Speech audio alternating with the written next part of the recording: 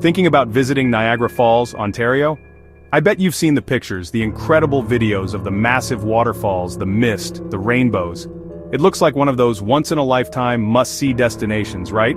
For years I thought the exact same thing. I saved up, I planned my trip, and I was ready to be absolutely blown away. But what I found was a little different from the postcards. The reality of visiting one of the world's most famous natural wonders was not what I expected at all, and honestly parts of it were a huge letdown. Today we're going to do something a little different. I'm not here to just show you the pretty side of things. I'm going to give you the honest truth, the stuff most travel vlogs won't tell you.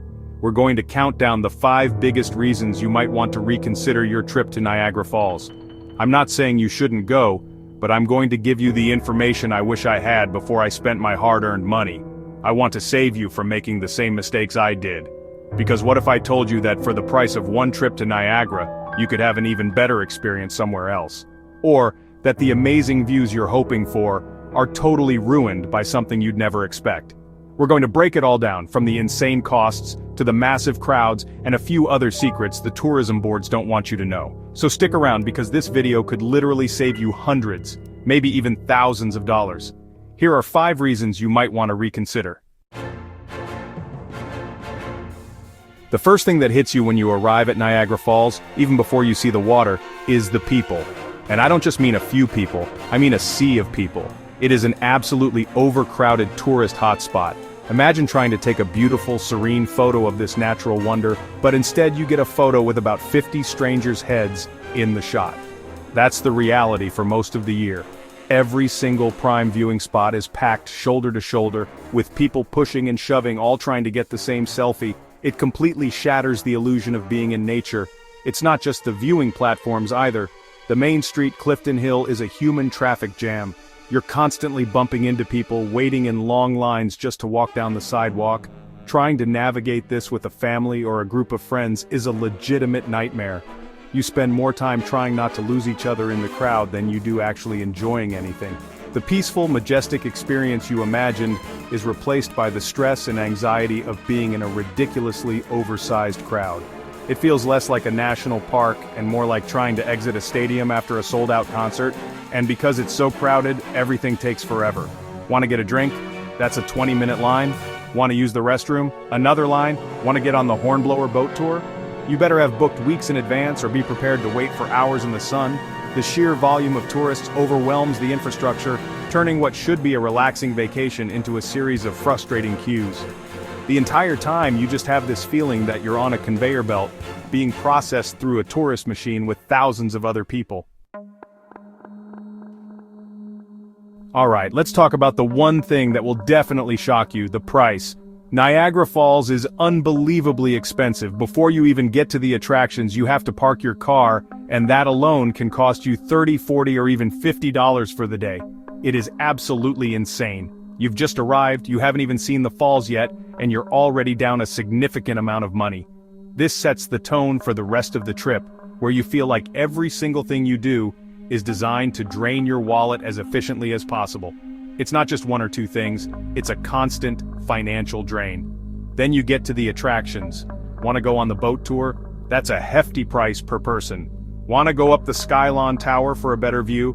Get ready to open your wallet again. Journey behind the falls? Another ticket.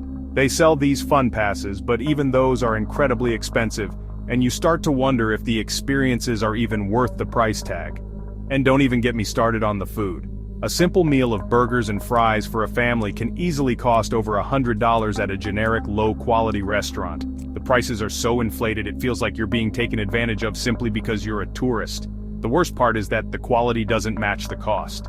You're paying premium prices for very average experiences. The haunted houses, the wax museums, the mini golf, it's all the same stuff you can find in any tourist town, but here, it's double the price.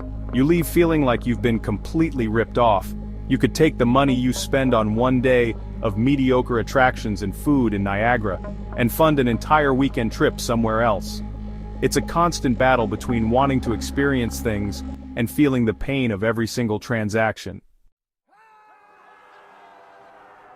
So you're in Canada, right? You'd expect to experience some authentic Canadian culture, maybe some unique local shops or restaurants that give you a feel for the region.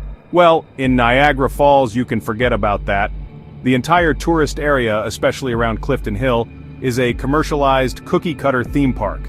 It's filled with American chain restaurants like TGI Fridays and Hard Rock Cafe, and souvenir shops that all sell the exact same cheap, mass-produced junk. There is nothing that feels genuinely Canadian about it. You could be dropped in the middle of Clifton Hill and have no idea you were in Canada. It feels like a miniature Las Vegas or Times Square, designed solely to entertain tourists with flashing lights and loud noises. There's a severe lack of personality and local charm. I was looking for a small, family-owned restaurant serving something unique to the area, but all I found were global brands and overpriced tourist traps. It's a huge missed opportunity to showcase the rich culture of the Niagara region, which is famous for its wineries and farms, but you'd never know it from the main strip. This lack of authenticity is honestly one of the most disappointing parts of the experience. You travel to a new place to see something different, to learn something, to connect with the local culture. But Niagara Falls offers almost none of that. It's a bubble of commercialism that feels completely disconnected from the rest of the country. You leave with a full camera roll of the falls, but with no real sense of place or culture. It's a sterile, generic experience that could be anywhere in the world, and for a traveler seeking authenticity, that's a massive letdown. People think Niagara Falls is a year-round destination, but let me tell you, the off-season experience is incredibly underwhelming. If you're thinking of going in the late fall, winter, or early spring to avoid the crowds and save some money, you need to know what you're getting into. Yes, the crowds are smaller, but many of the main attractions are either closed or operating on severely limited hours. That famous boat tour that takes you right up to the mist? Closed for the entire winter. Many of the outdoor activities and parks are just not accessible or enjoyable in the cold. And the falls themselves, while still powerful, can be a letdown. The famous mist that creates the rainbows in the summer becomes a freezing, icy spray in the winter. The surrounding parklands are brown and barren, not lush and green. While the ice bridge can be cool to see, the overall landscape lacks the vibrant life that makes it so spectacular in the peak season. You're basically left with a view of the falls from a distance, in the freezing cold, with not much else to do. You're trading the crowds for a much less impressive and less active experience. A lot of the businesses on Clifton Hill and in the surrounding area also shut down or reduce their hours, so the place can feel like a ghost town. The vibrant, energetic atmosphere is completely gone, replaced by a quiet, almost depressing vibe. You might have saved some money on your hotel, but you arrive to find that half the reason you came is not available, so you're stuck in a cold, empty tourist town. If your main goal is to experience the falls in all their glory and enjoy the attractions, visiting in the off-season is a huge gamble that likely won't pay off. This is the one that might be the most controversial, but you need to hear it. After all the hassle, the crowds, and the expense on the Canadian side, many people, including me, believe the views are actually better from the US side of Niagara Falls. I know, the Canadian side is famous for its panoramic view of all three falls, the Horseshoe, American, and Bridal Veil Falls. And that panoramic view is great, but it's from a distance. You're looking across the gorge at the American and Bridal Veil Falls. On the American side, at Niagara Falls State Park, you can get so much closer to the water.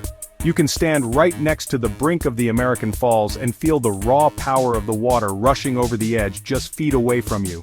The Cave of the Winds tour on the US side takes you down to the base of the Bridal Veil Falls, where you are literally getting drenched by the hurricane-force spray.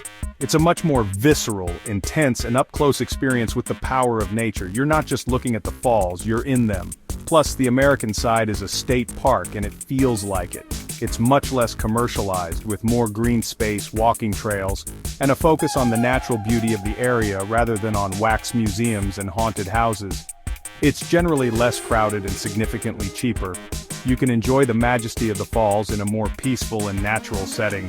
So after you've dealt with the chaos on the Canadian side, it can be a real gut punch to look across the water and see people having what looks like a more intimate and powerful experience for a fraction of the cost and hassle.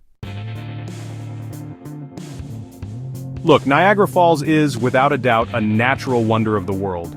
The sheer power and scale of that much water is something you have to see to believe, and no video can truly capture it. But the experience surrounding that natural wonder has been turned into a massive, expensive, and crowded tourist machine. You have to fight through insane crowds, empty your wallet for every little thing, and deal with a complete lack of authentic culture just to get a glimpse of it. Is it worth it? For some people, maybe. But for me, the negatives started to outweigh the positives. I made this video because I want you to be an informed traveler. I want you to know that the postcard view comes with a lot of baggage. You need to weigh the incredible sight of the falls against the stress of the crowds, the shock of the prices, and the disappointment of the commercialism. Maybe for you, seeing the falls is a bucket list item that's worth all the trouble. Or maybe after hearing this, you realize your time and money could be spent on a different kind of trip that would be more rewarding for you. So before you book your trip, consider these reasons and decide if Niagara Falls, Ontario is really worth it for you. Think about what you want from a vacation. If you want a peaceful communion with nature, this might not be it. If you're on a tight budget, you should definitely be careful. Do your research, weigh the pros and cons, and make the decision that's right for you. Thanks for watching. And if this video helped you out, make sure to subscribe for more honest travel advice. See you in the next one.